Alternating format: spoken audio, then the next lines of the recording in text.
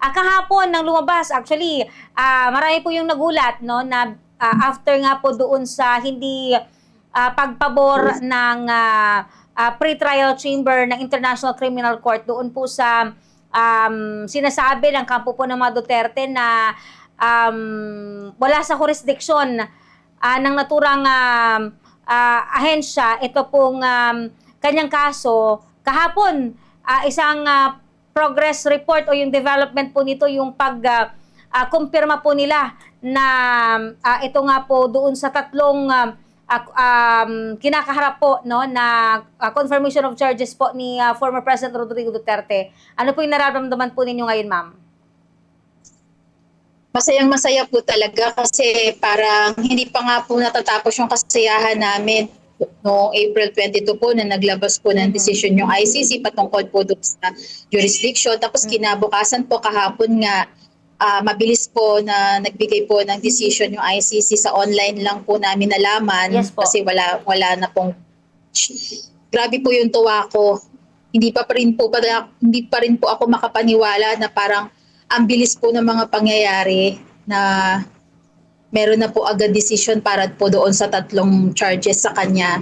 Tapos talagang inisa-isa ko po ano ba yung mga tinanggap na charges, kasi syempre nakapaloob po kami doon sa ikatlong charge, yung barangay level po. Kasi nung mga nakaraan, iniisip ko po na baka hindi ma-confirm yung sa amin, baka yung sa Davao lang or yung mga high value target. Tapos finally po kahapon, nung nakita ko po mismo at talagang inanunsyo sa iba't ibang social media platform na tatlong kaso po ay na-confirm, napakasaya ko po. Tapos tinawagan ko po agad yung iba kong mga kananay, nagsabihan po kami agad ng mga good news. Yun po. Tapos kinagabihan po, nagkaroon kami ng online kamustahan sa iba't ibang lugar para magpalitan po kami kung ano yung mga nararamdaman namin, ano yung mga ginagawa namin sa mga oras na yun, at nung malaman namin po talaga na confirm na ganung bagay po.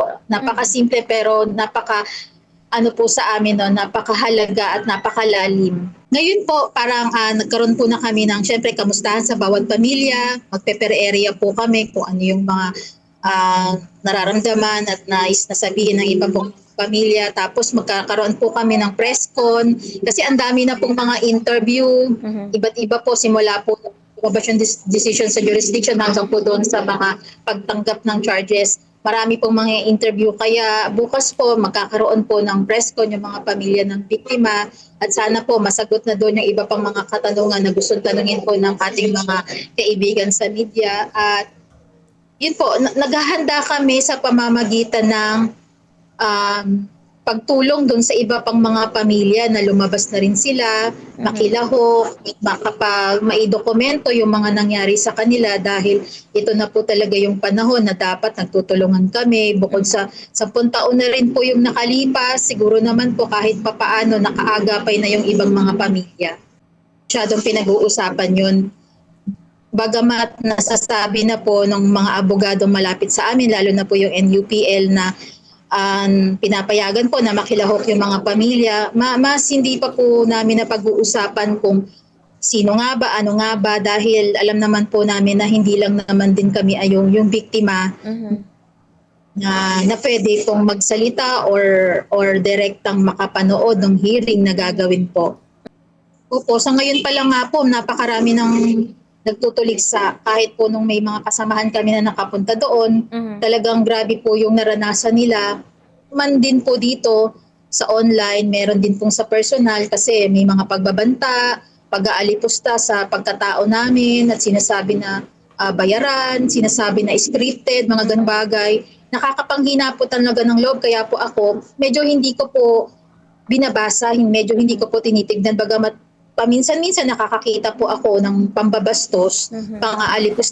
Talagang ang sakit po tanggapin, at saka parang hindi po ako makahinga, dahil bakit hanggang ngayon may mga katulad nila na bukod sa hindi kami maintindihan, bakit hindi na lang po nila sana tanggapin na nasa due process naman po ang lahat kumpara po ng nangyari sa amin, no?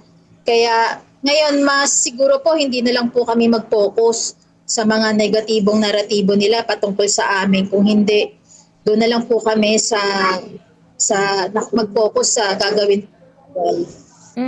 Kayo ba, Ma'am Jane, personally, meron na bang natanggap po ng mga like panggugulo o pagbabanta na naranasan mismo sa personal at hindi po nagaganap online, ma'am? Meron pong ilang mga kaibigan na parang nangangamusta po sila tapos biglang sasabihin po nila kamusta na yung kaso nyo sa mga Duterte, tapos sasabihin ko lang naman po na okay naman, umuusad naman kumpara mo dito sa Pilipinas. Sasabihin po nila na mag-ingat ka kasi baka manalo si Sara, baka balikan kayo, mga ganun po. Mhm. Okay po. Ma'am Jane, siguro baka meron po kayong mga nais pong ipaabot na mensahe, lalong-lalo na sa mga kapwa po ninyo, asawa, magulang, nanay na ipinagpapatuloy yung laban no sa nangyari po sa kanilang mga kaanak kaugnay po ng ito pong drug war po ni former President Rodrigo Duterte. Go ahead po, Ma'am Jane. Mensahe ko po sa mga kapwa ko, katulad ko ng mga na naging biktima, ang kanilang kaanak, huwag po silang mawala ng pag-asa at hindi pa po huli ang lahat para magtulungan kami at ito na po talaga yung panahon para makapaningil kami at magkaroon kami ng tunay na hustisya. Sa mga hindi pa po na dokumento po sana, ito na po yung panahon na lumabas po sila at huwag matakot dahil marami pong mga taong simbahan, mga human rights advocate na tumutulong po sa amin at yung mga media na patuloy po na sumusuporta at nagpapaabot po ng aming mga pahayag hanggang po sa international.